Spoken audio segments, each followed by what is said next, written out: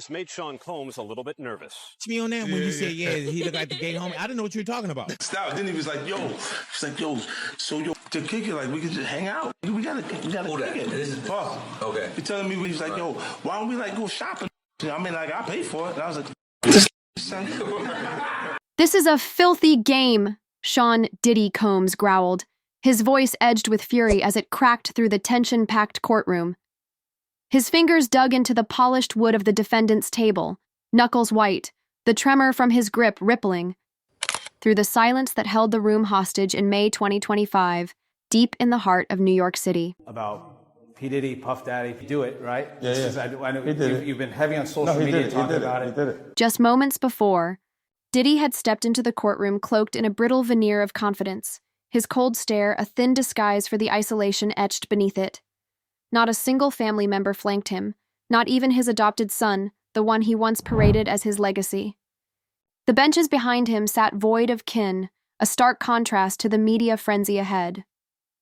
Who would have thought the empire builder, the self-made mogul once hailed as untouchable, would find himself unraveling, not at the hands of federal agents or the chorus of accusers, but because of a relentless adversary who'd waited in the wings for years. 50 Cent. Go out to the prison and will you visit him just for funsies? I don't know. Look, because you think that right now he can feel like... what? Yeah, why would he? And it wasn't a leaked audio or damning video clip that shifted the courtroom's gravity. It was a painting. Abstract and haunting, it bore blood-red strokes and cryptic, near-invisible symbols. Once displayed in a quiet hallway of Diddy's sprawling mansion, the piece, valued at $21.1 million, had become the centerpiece of an unexpected bombshell. Unveiled by none other than 50 Cent, who shared it online with the chilling caption, "Real art speaks for itself." The image hinted at buried truths tied to Diddy's infamous gatherings, elite, exclusive parties that whispered of decadence and secrecy. That day's session had been marked on the calendar as just another hearing in a long line of legal entanglements. Reporters and onlookers anticipated a predictable performance, Diddy calm, calculated, cushioned by his battalion of elite lawyers. But everything changed when the plaintiff's attorney rose with quiet intensity and announced the introduction of new, unconventional evidence. The painting, once a silent witness on the walls of a home where Diddy's family celebrated birthdays and holidays, now resurfaced with a sinister undertone. Early forensic analysis connected it, albeit indirectly, to one of Diddy's infamous all-white soirees. Within its layered brushstrokes, nearly imperceptible, was a chilling inscription, "For her." A phrase so vague yet devastating, believed to allude to his adopted son's late mother, Kim Porter. The boy, once Diddy's pride, now estranged, had allegedly discovered her hidden diary, unearthing secrets so heavy they fractured the family from within. No one knew precisely what the painting revealed, but the force behind its exposure was unmistakable. 50 Cent, brash, relentless, and eerily methodical, had delivered the blow not with words, but with art. A blow Diddy never saw coming. In that instant, the courtroom stopped being a place of law and became a stage for reckoning. The empire Diddy, built on music, image, and silence, trembled. And so began a new chapter, one laced with shadows, whispers, and revelations waiting to I have a support system of a peer group of artists that I require to do what I'm doing. I've had to be on my own from the beginning. So I don't necessarily have a responsibility to behave a certain way, according to them. In a calculated strike on Instagram, 50 Cent dropped what quickly became a digital grenade, an abstract painting streaked with crimson, bearing a ghost-like inscription, "For her."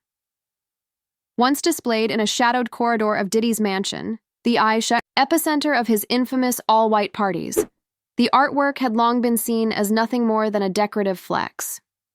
But 50's caption, "Real art speaks for itself," carried a cryptic undertone.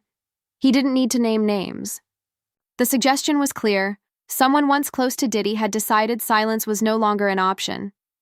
Within hours, the post ricocheted across social media, igniting a firestorm on X under the trending hashtag, #TheTalkingPainting. Speculation surged. Was someone in Diddy's inner circle quietly feeding information to 50 Cent? Internet sleuths pored over every inch of the image, from the blood-red scrawls to the nearly invisible RB signature and a faint silhouette tucked into the chaos.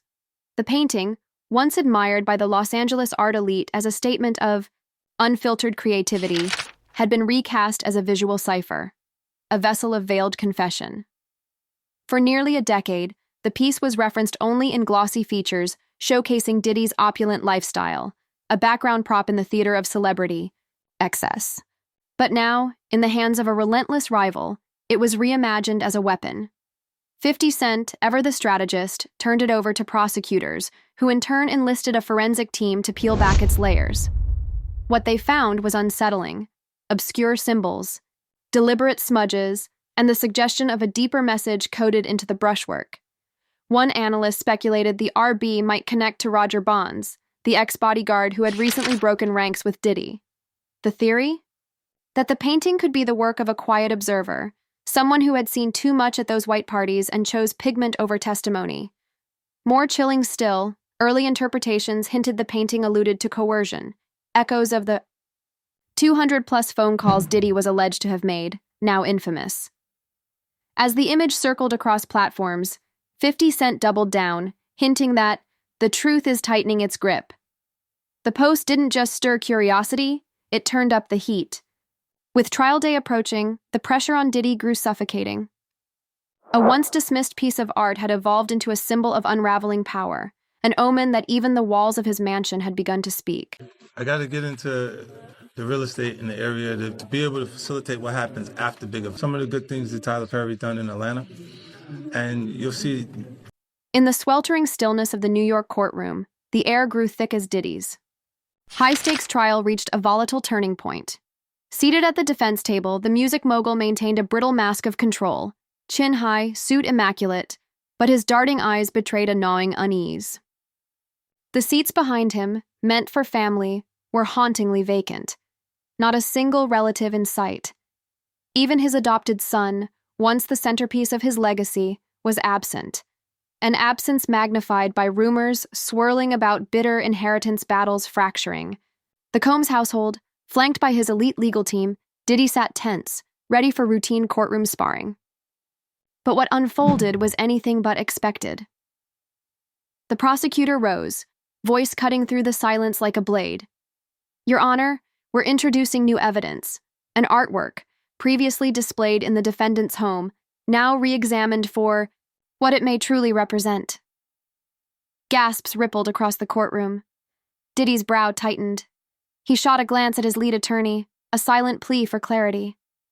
A screen flickered on.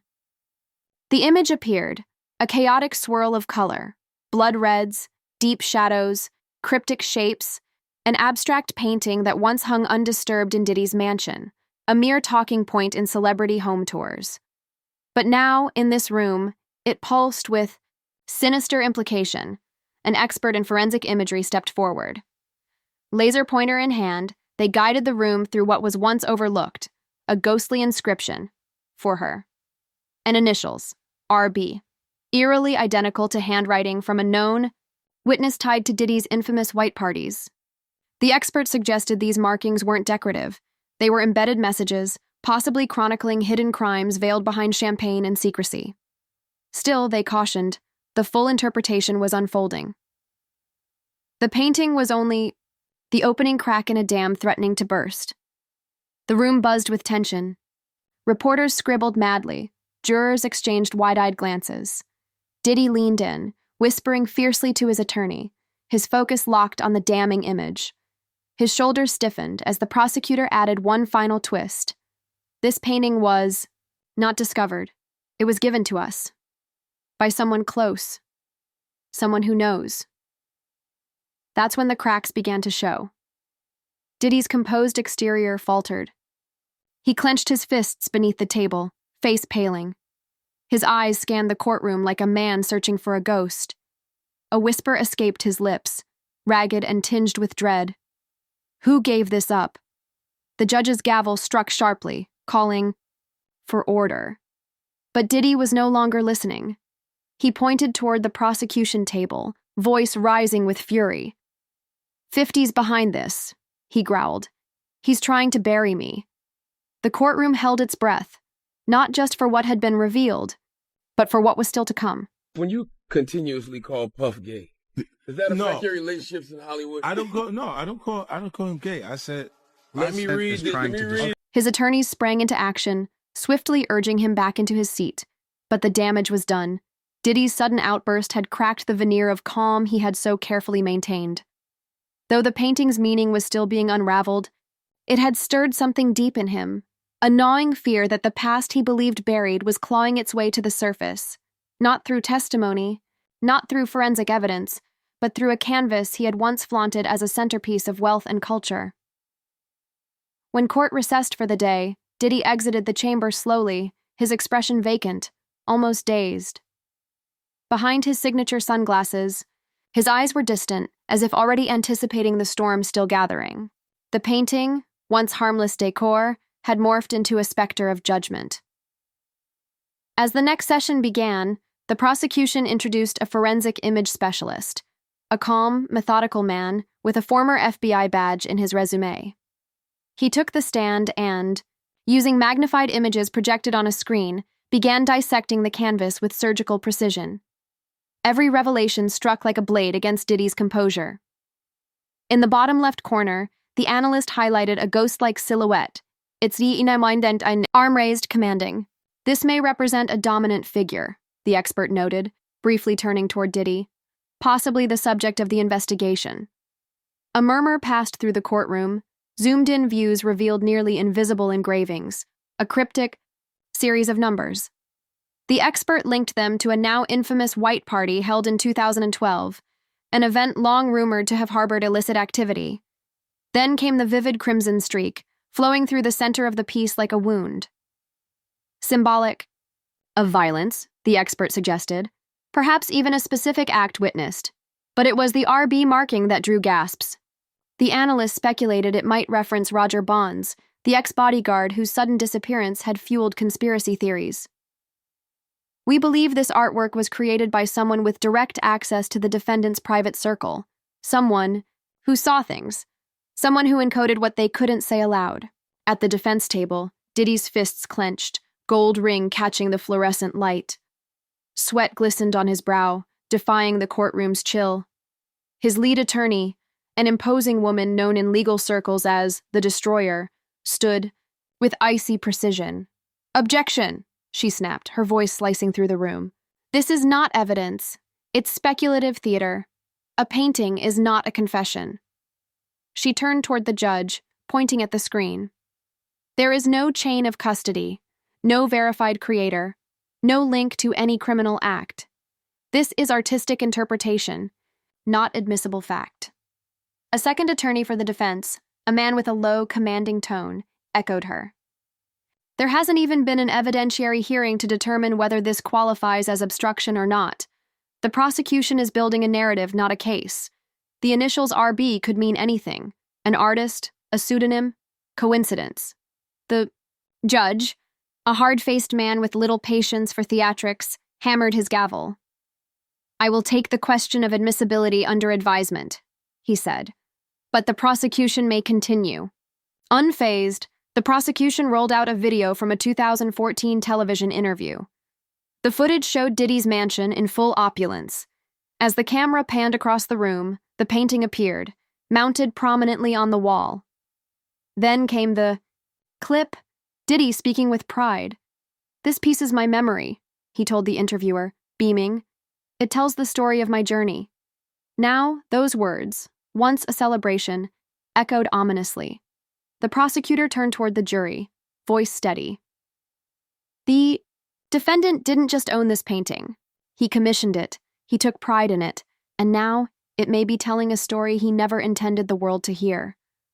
With a sharp intake of breath, he lurched to his feet, his chair crashing to the floor behind him. "This is a fake!" he bellowed, voice cracking.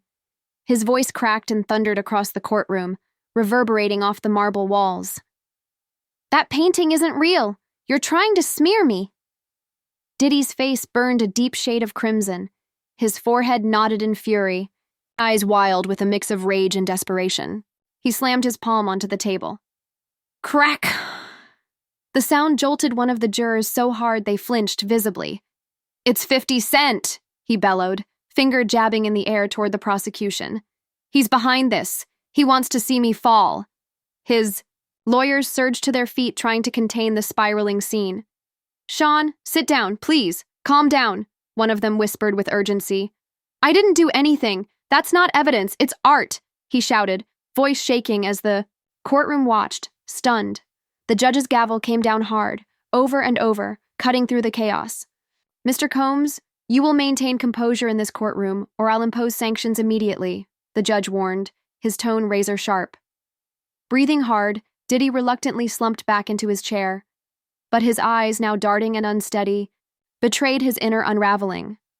The mask of confidence he'd worn for so long was slipping, fast. At the back, journalists typed with a feverish urgency, capturing every detail of what was sure to be the trial's most talked-about moment.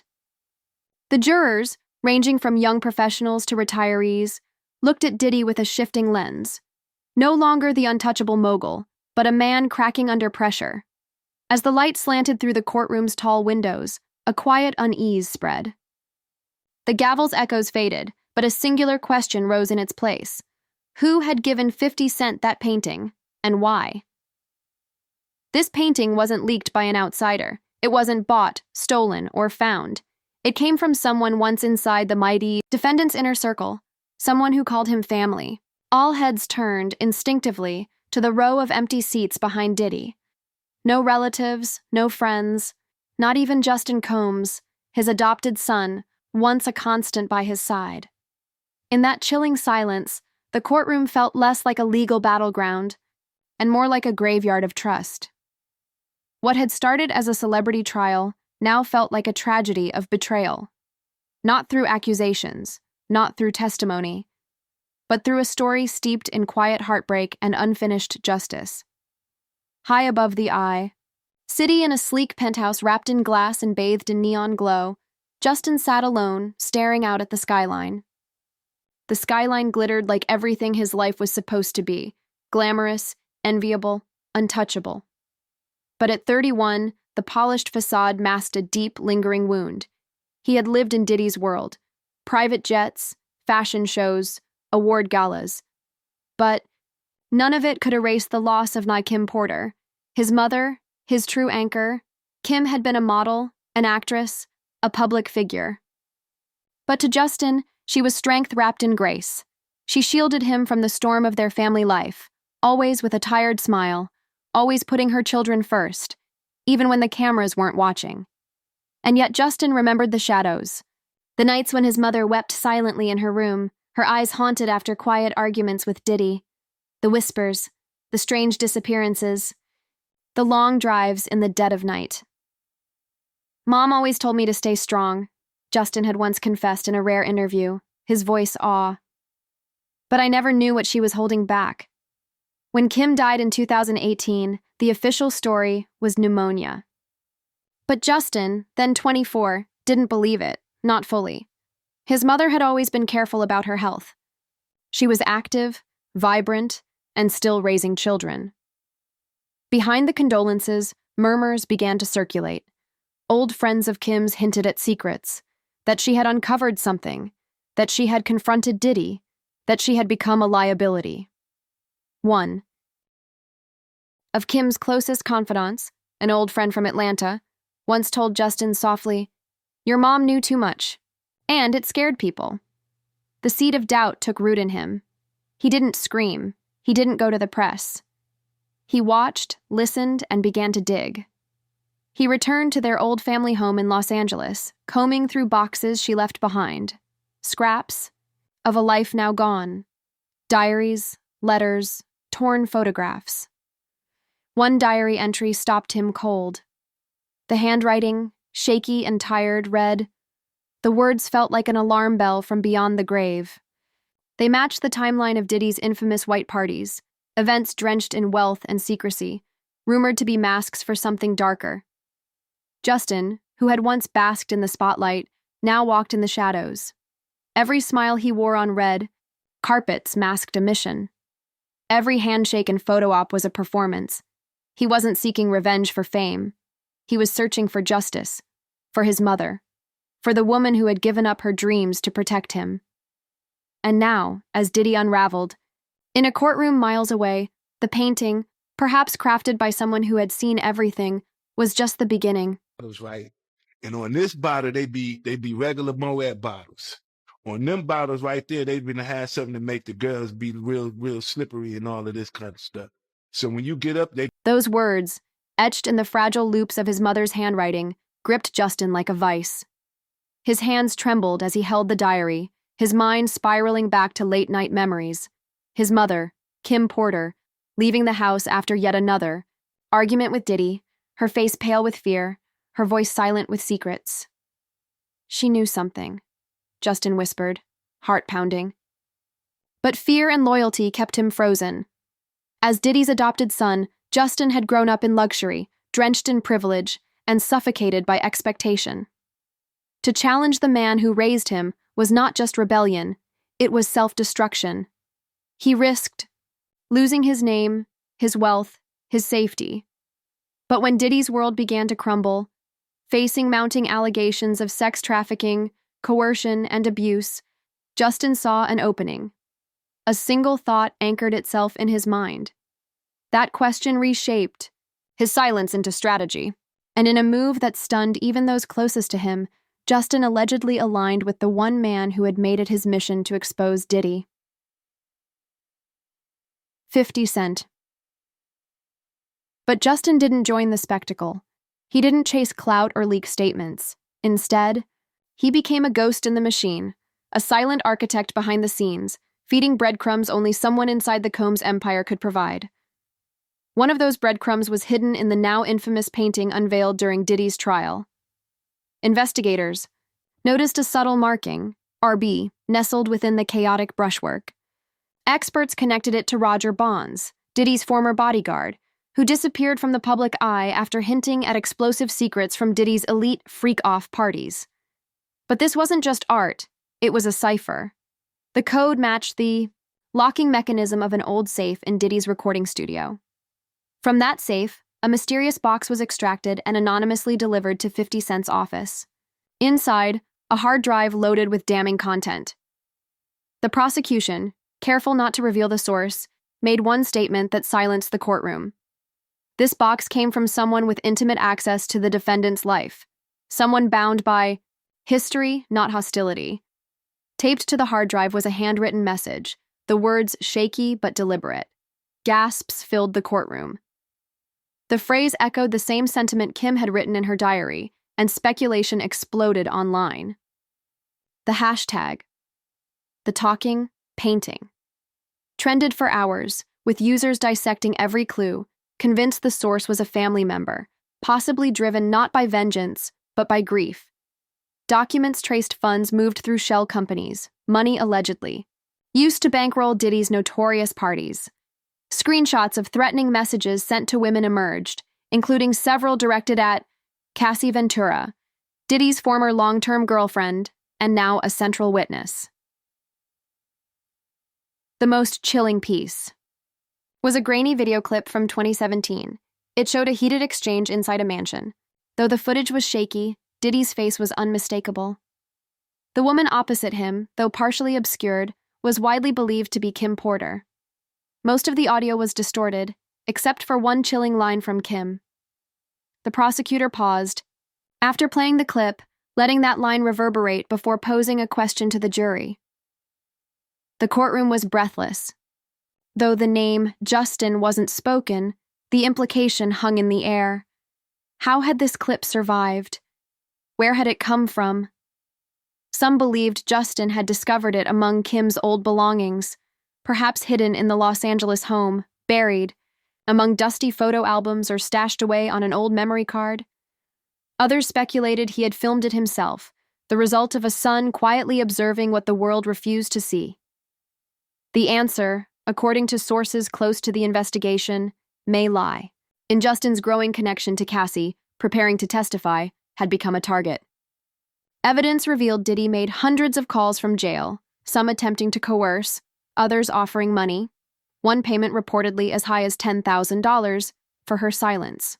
Despite the pressure, Cassie pressed forward. The prosecution disclosed that a quiet protector had emerged, someone from inside Diddy's circle. This individual had been supplying encrypted videos, screenshots, and financial records to shield Cassie and strengthen her case. Another haunting echo. If, for her, referred to Kim, then let her speak the truth, pointed to Cassie. And in both cases, the shadowy benefactor appeared to be one and the same, someone carrying the grief of a son and the conviction of a witness. Sources whispered that Justin, still grieving Kim and aware of her closeness to Cassie, felt a responsibility to protect the woman his mother once considered a surrogate daughter. While 50 Cent posted brazen memes and cryptic captions on Instagram, keeping the world entertained and outraged, Justin chose absolute silence. He gave no interviews, made no statements, attended no hearings.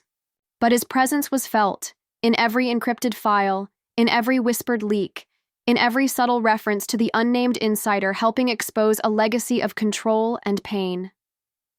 Behind the headlines, beneath the roar of media and legal spectacle, a son's quiet war continued.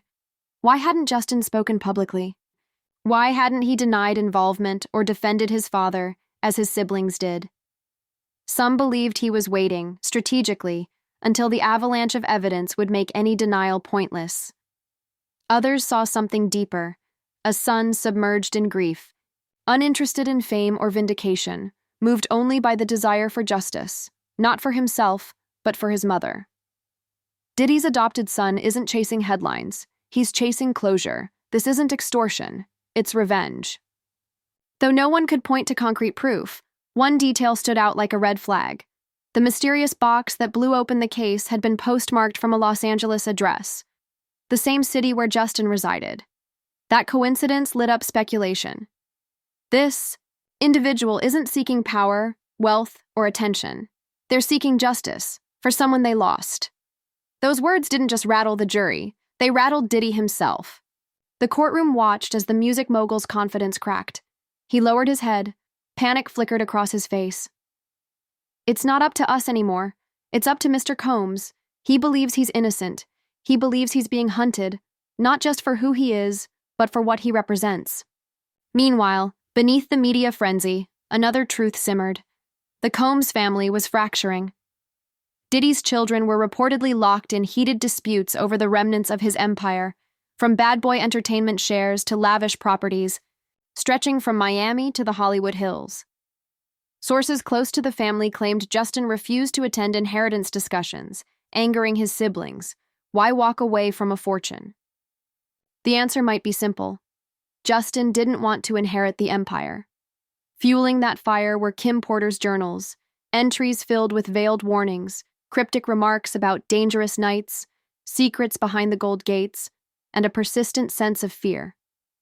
Those private writings, possibly left intentionally for her children, may have convinced Justin of what she could never say aloud. One prevailing theory is that Justin reached out through a mutual connection, an intermediary trusted by both sides. He knew 50 wasn't afraid to go nuclear. He had the resources, the following, and the grudge. All Justin had to do was provide the fuse.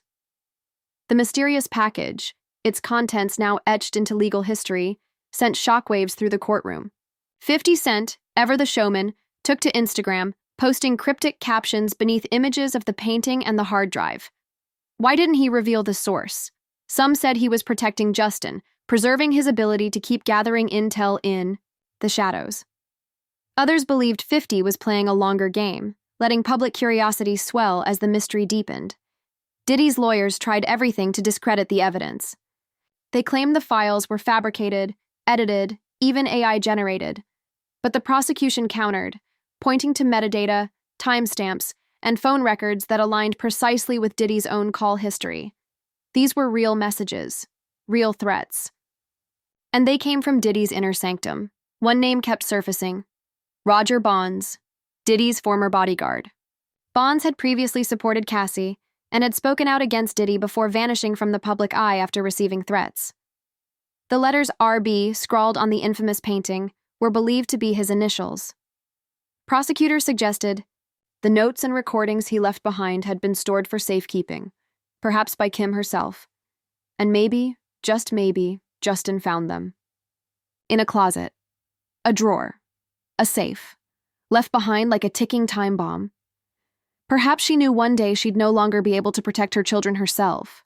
Perhaps she trusted that Justin would understand when the time was right. The courtroom couldn't prove it. But the emotional weight, the unspoken thread connecting the painting, the hard drive, and the whispered warnings pointed to a legacy of silence finally being broken. As the court recessed and Diddy exited, shoulders sagging, gaze vacant, the image burned itself into the headlines. Back in Los Angeles, as city lights flickered across the glass windows of a sleek apartment high above the noise, Justin Combs sat alone, a family photo in one hand and his mother's diary in the other. That question, the one no one could answer, spread like wildfire across social media. And as the world argued over guilt and innocence, revenge and redemption, Justin said nothing. Clutching his mother's photo, Justin seemed to whisper softly, "Mom, I did what was right." Meanwhile, somewhere far away, 50 Cent wore a knowing, triumphant smile, aware that truth, much like art, inevitably finds a way to be heard. The story woven around the abstract painting, 50 Cent's bold moves, and the swirling suspicions enveloping Diddy's family during the trial is far more than courtroom drama. It acts as a profound reflection